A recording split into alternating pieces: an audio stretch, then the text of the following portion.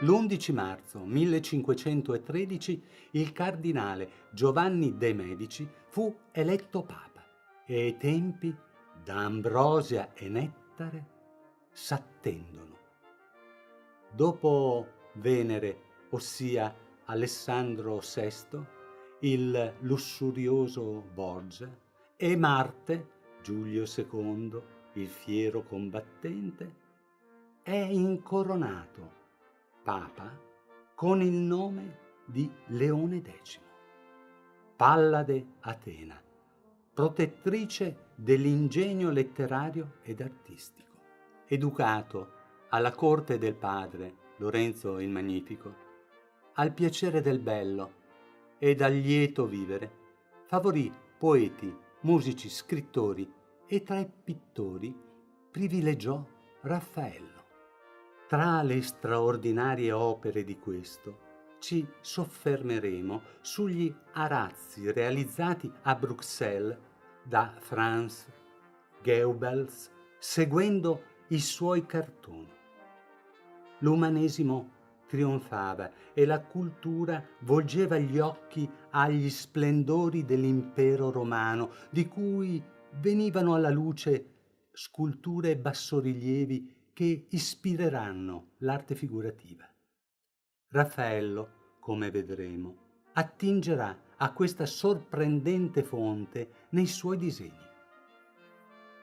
Il trionfo di Bacco, oggi a Londra, è incorniciato da grottesche come altre che vedremo. Queste sono raffigurazioni fantastiche, con sirene, putti, giovinetti alati, trasformate in candelabri floreali, vassoi, coppe legate da simmetrici racemi, del tutto simili a quelli scoperti sulle pareti della Domus Aurea di Nerone a Roma o nella casa di Meleagro a Pompei. L'opera è spumeggiante, briosa, un fermento di composte agitazioni. Bimbi pigiano i grappoli, trasportati in cesti di vimini da uomini e satiri entusiasti. L'asino, l'astemio, è afflitto dalla malinconia. Una fontana ascendente verso il gazebo, coperto di vitigni, e gonfia di vino, che si versa in otri destinati alla festa, estesa da ovest ad est, a nord a sud, da dove giungono doni. E chi vuol essere lieto lo sia. La tristezza della donna seduta è fuori luogo e tempo. Finiti i giorni della leggiadria, verranno quelli della nostalgia. Ancelle con vassoi colmi di frutta entrano nell'alcova di Bacco, il cui sonno è protetto da Arianna. Flauti ne addolciscono il risveglio necessario, perché è chiamato all'ufficio massimo, quello del magistero, giudicare con fermezza ed equità. È evidente l'allusione al compito del sommo pontefice, alle sue fatiche, cruci, responsabilità che la gioia del vivere può alleggerire. Sopra le giostre aeree, divinità di terra e mare s'uniscono in canti e danze d'amore. Psiche, nel rilievo del Palazzo Mattei a Roma, ha forse premura diversa nel proteggere amore? Il magistrato sullo scranno è dissimile dal generale romano che assiste alla sfilata dei barbari sconfitti? Ed i gruppi amorosi sul tappeto non sono parenti stretti dei tritoni e ninfe della lastra di sarcofago, anche questa conservata nei musei vaticani, così come gli amoretti del bassorilievo del II secolo? Il trionfo di Ercole riassume le sue eroiche imprese. Dopo aver catturato il toro di Creta ed ucciso l'invulnerabile leone di Nemea, lo vediamo al centro dell'arazzo, adorno della pelle di questo. Questa posa, invero deboluccia, ci ricorda Mercurio, scultura romana del I secolo, cui in verità avremmo preferito l'Ercole del II secolo, oggi in Vaticano. Celestiale è il trionfo di Venere.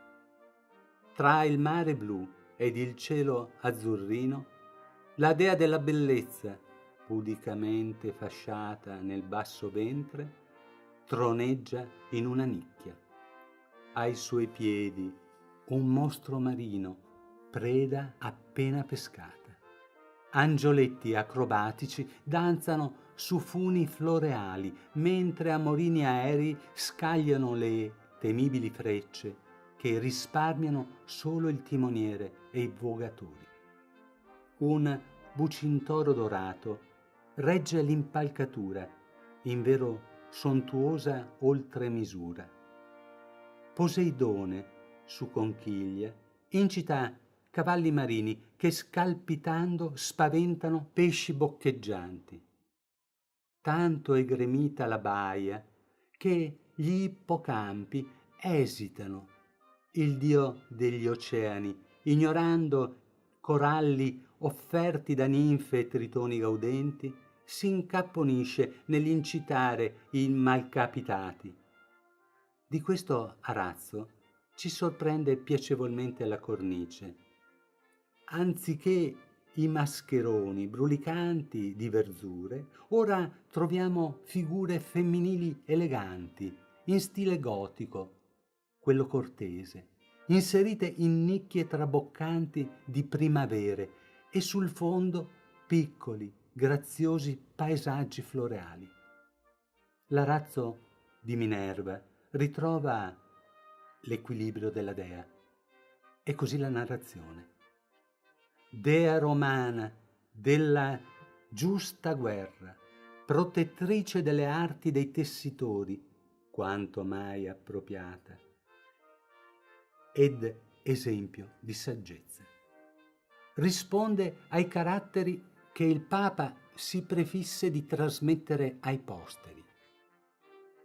Le basta mostrare lo scudo con il volto della Medusa per ottenere la remissione d'ogni nemico. Il Papa dovrebbe ottenere lo stesso risultato esibendo il Vangelo. Con lei o lui sono i putti che hanno afferrato al volo un pipistrello, simbolo demoniaco.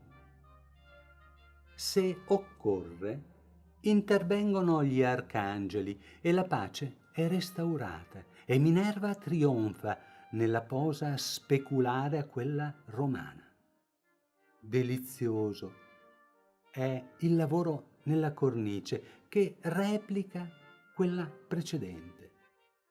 Concludiamo con un dettaglio della pesca miracolosa.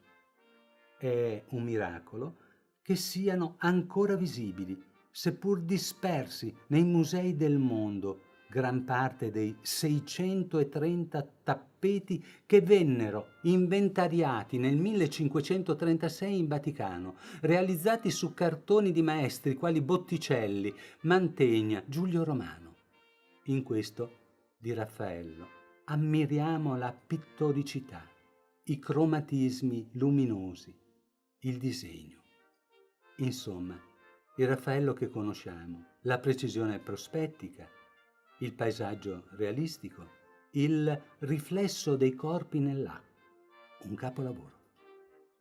Cristo benedice, e poco importa se il timoniere sia un dio pagano, quello del mare, che si può ammirare in Campidoglio. Anzi, questa continuità nella ricerca della bellezza ci rasserena.